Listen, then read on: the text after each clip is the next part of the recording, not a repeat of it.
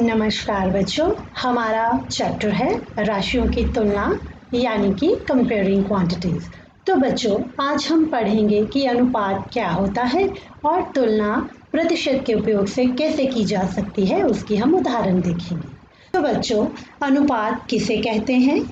जब भी हम किन्हीं दो मात्राओं की तुलना करते हैं तो उन्हें हम अनुपात कहते हैं। हम कह सकते हैं कि जब भी किन्हीं दो सजातीय राशियों की तुलना की जाए तो वो अनुपात कहलाता है। तो बच्चों, सजातियों से मेरा अभिप्राय है कि एक तरह की राशियां या एक तरह की जो भी वस्तुएं हैं, जब हम उनको कंपेयर करते हैं तो हम उसे अनुपात कहते हैं। मान लीजिए कि अगर मेरे पास एक राशि किलोमीटर में है तो जिसके साथ उसकी मैंने तुलना करनी है तो वो भी किलोमीटर में होनी चाहिए। उसी तरह से अगर एक राशि मीटर में है तो जिसके साथ हमने उसकी तुलना करनी है वो भी मीटर में होनी चाहिए।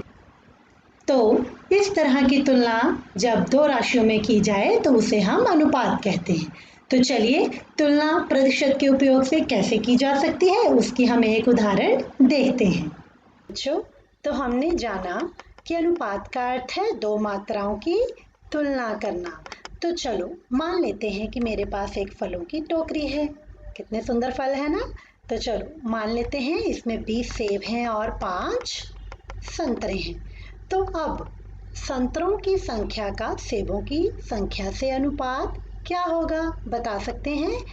जी बिल्कुल सही, क्योंकि संतरे कितने हैं? 5 और सेबों की संख्या कितनी है? 20। तो इनका अनुपात क्या होगा?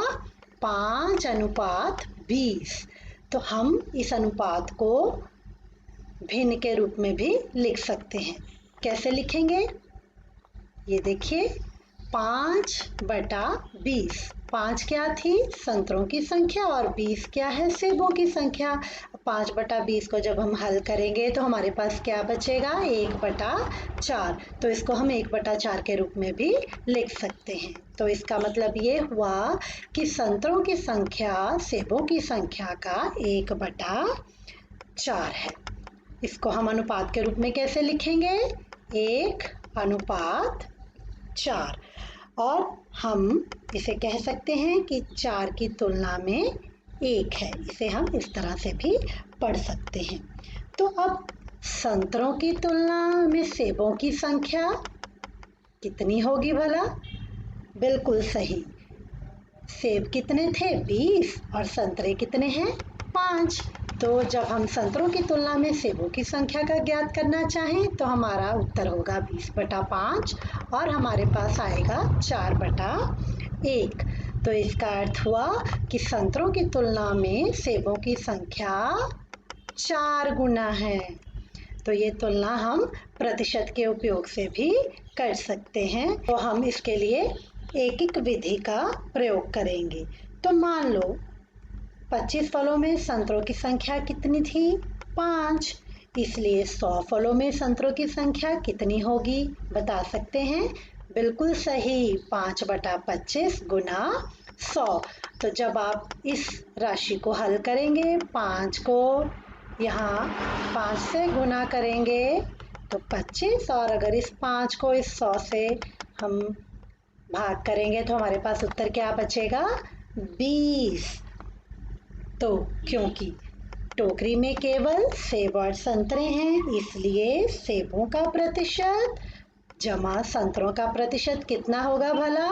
बराबर 100 होगा, क्योंकि प्रतिशत हम किसको कहते हैं? 100 को कहते हैं। तो सेबों का प्रतिशत जमा 20। क्यों? क्योंकि संतरों का प्रतिशत हमने अभी यहाँ निकाला, कितना था? 20। तो ये रहा बराबर 100। तो सेबों का प्रतिशत कितना आएगा? 100 में से जब हम 20 को घटाएंगे तो हमारा उत्तर रहेगा 80। तो इसका मतलब ये हुआ कि टोकरी में 20% संतरे हैं और 80% सेब हैं। तो देखा बच्चों, इस तरह से हम एक विधि से तुलना प्रतिशत के उपयोग से भी निकाल सकते हैं। तो इसी तरह के प्रश्न आपने आज गृह कार्य में करने हैं। धन्यवाद।